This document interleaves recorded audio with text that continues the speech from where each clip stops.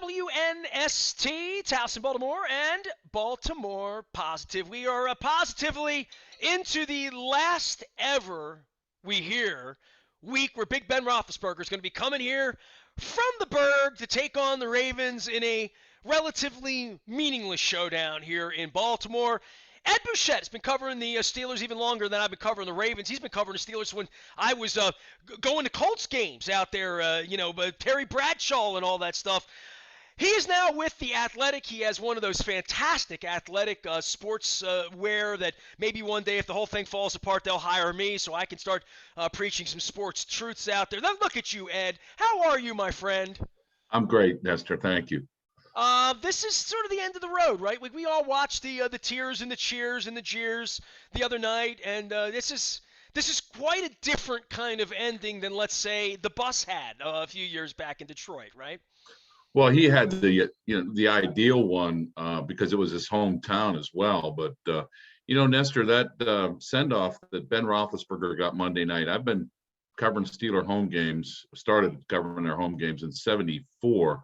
I've never seen anything like it because they've never had a player really, a great player really announce that he was done. One exception was Rocky Blyer. Everybody knew it was his last game, and he scored a touchdown. He got a nice ovation, but that was it. I haven't seen anything like that in this town other than Willie Stargell when he went out in '82.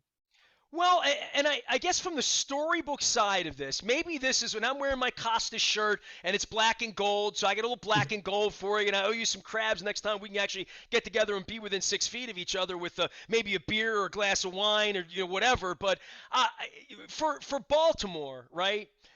I was born in '68. Hated Pittsburgh because of my dad and Clemente. And my dad loved Clemente, even, especially after the tragedy and all that. I was 5 years old when that happened. But I think back to the '70s and the Steelers beating us, and I watched the Madden thing with Ghost to the Post and whatever. But, man, Johnny Unitas wound up running around in gold pants in Chargers gear, right? Palmer had a send-off that was unbelievable and then tried to come back in spring training. Earl Weaver had 2 or 3 different send-offs where they played Barbra Streisand The Way We Were and everybody cried. And this is when they had little diamond vision in the outfield and Memorial Stadium and all that. Brooks had Thanks Brooks Day. I went to Thanks Brooks Day and got the poster, the Rockwell poster, right? And actually the Colts played that day up in New England. I didn't even see the game because my dad was like, Thanks Brooks Day. It was the end of September. It was 1977. Everybody here has those moments, right? And Ray Lewis and winning and like I would say that is so rare, right, in the modern era. And when I think about Franco Harris in a Seahawks helmet, right? Or Bradshaw, or any of the end of those guys and those, or Barry Bonds went off and did whatever the hell he did. A lot of the heroes, I mean, you have that. Tomlin, when I came in for Give a Spit in '15, Tomlin took me to that alleyway with all the legends. You know what I'm talking about in Pittsburgh? There's like a mural there. Are you familiar with Oh, that? yeah, it's underneath the bridge. It's Under the underneath the bridge. Boulevard of the Allies, right? So you're saying the Roethlisberger, that from a generational standpoint, he's the top of the top because of what he's represented the last 20 years. Well, I don't know about the top of the top. I mean, there's some pretty great players here when you're counting all sports. I mean, Mario Lemieux is up there. A lot of people believe he's the top of the top. And, you have a lot of iconic Steelers from the '70s. And, you throw in Troy Polamalu and then the Pirates with Stargell and Clemente and Mazeroski. I mean, so there's a lot of competition for men there. But the Steelers have always been fiscal, right? Like Chad Brown, go play in Seattle. Rod Woodson, go run around. Like they've never held on to the end. That's not true. Is that not true? Tell me that's not true. Well, Chad Brown, they just had given a big contract to Greg Lloyd, and Chad Brown moved outside and got like 15 sacks when Lloyd was hurt, and Lloyd was coming back the next year, and they just, there was a salary cap. Same with Rod Woodson. He got hurt. They didn't think he could play corner anymore. He played 1 year at corner in the 49ers, and then he came to Baltimore and played safety. But the Steelers had Carnell Lake and Darren Perry. They weren't going to move him to safety. And, the money, when Well, you the say money has money, gotten in the way of things like this well, happening. That because magic. of the because of the salary cap, Nestor. I mean, when you have great players, you have to find ways to pay some and you can't pay the other. The Steelers of the 70s would have won maybe 2 Super Bowls instead of 4 if there were free agency, because they wouldn't have been able to keep them all.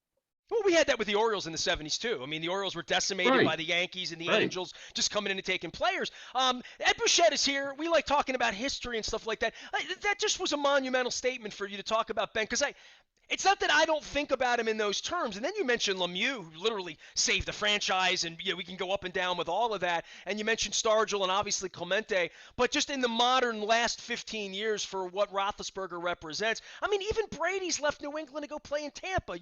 Like Ed Reed ran around with a Jets helmet and a Texans helmet, and Suggs went and wore a Chiefs hat and got a ring. Like, so a lot of these guys do have that thing where they go somewhere else.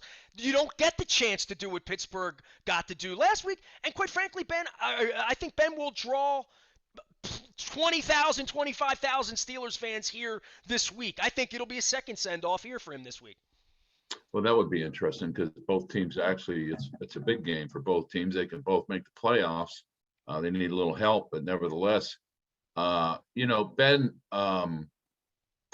is not going to play anywhere else, by the way. There's no question. This is his last game unless they make the playoffs. So everybody knows that. He's talked about it kind of off the record, and that this is it. So what way to go out, though, against with Terrell Suggs on the sidelines, the most sacked quarterback in Steelers or in NFL history, and the guy on the sidelines with more sacks than anybody else of Ben Roethlisberger.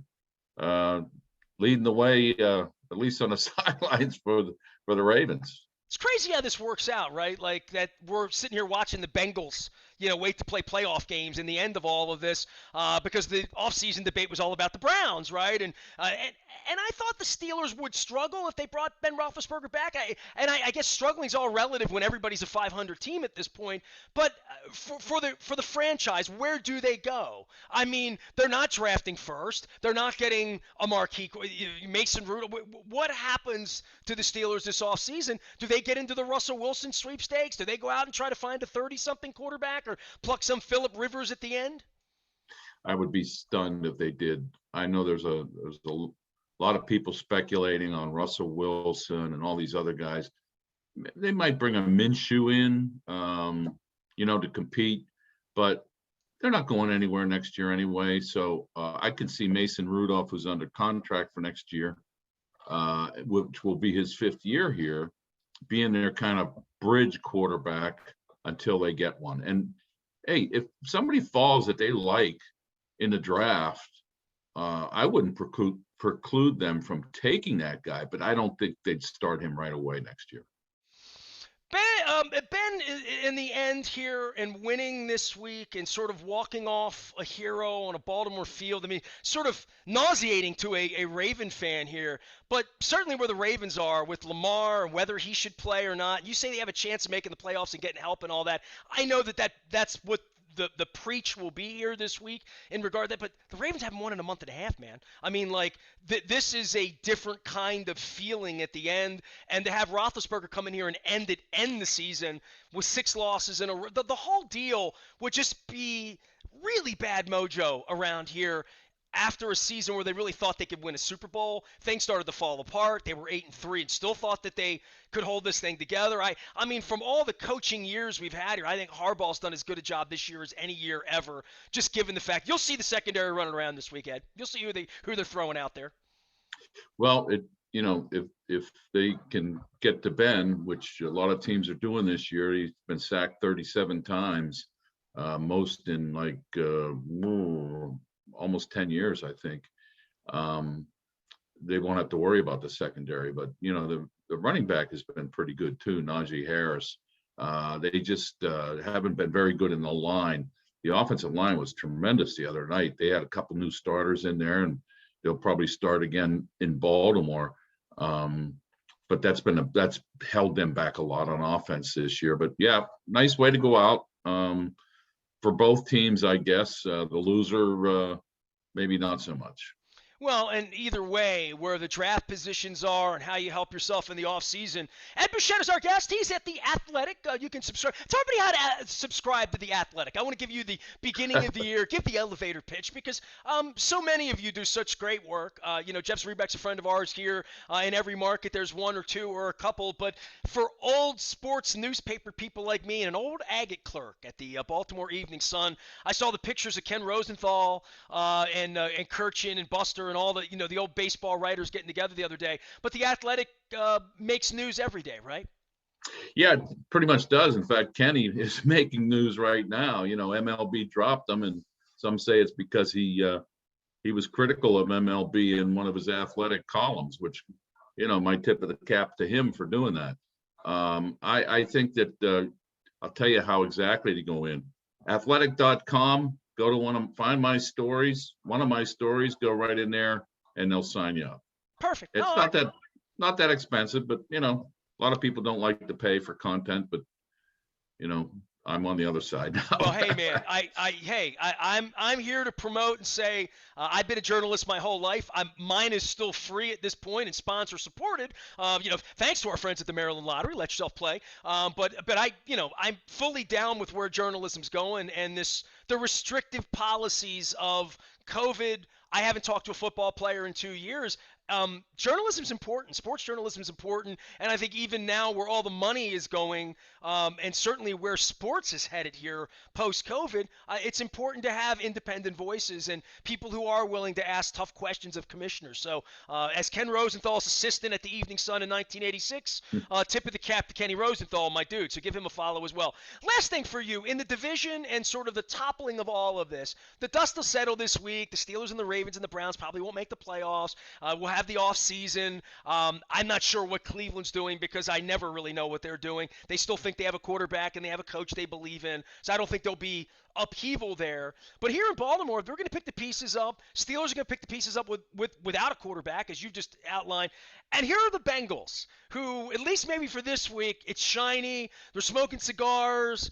But this kid looks like the real McCoy. It looks like they got their act together there to some degree. And it looks like the young guys they've drafted. The scary part is how good their drafts have been the last 2 years and getting these players on the field. And they're not winning by accident. You know that, Ed.